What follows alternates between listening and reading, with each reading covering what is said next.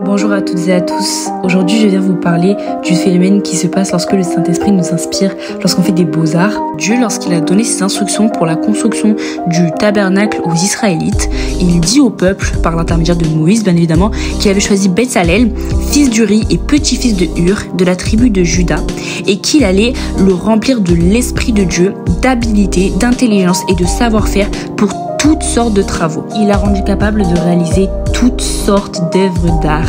Ce que l'on comprend ici, c'est que Dieu inspire les hommes dans le domaine de l'art. Dieu peut t'amener à inventer des choses, à produire des œuvres de qualité qui te paraissaient compliquées, mais qui en fait sont faisables par la grâce de Dieu.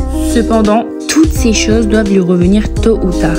Et ça, on le comprend avec le livre Exode, au chapitre 36, verset 1, qui nous dit « Betsalel, Oholiab et tous les artisans en qui l'Éternel a mis de l'habileté et de l'intelligence pour savoir faire ses travaux, réaliseront les objets destinés au service du sanctuaire en se conformant à tous les commandements de l'Éternel. » De la même manière que tous les travaux que réalisaient Oholiab et les artisans étaient pour le service du sanctuaire et conformes aux commandements de l'Éternel, tes travaux à toi doivent être pour le Seigneur. Ce que Dieu te donne la force de faire, tu dois le faire conformément à sa parole et pour le servir.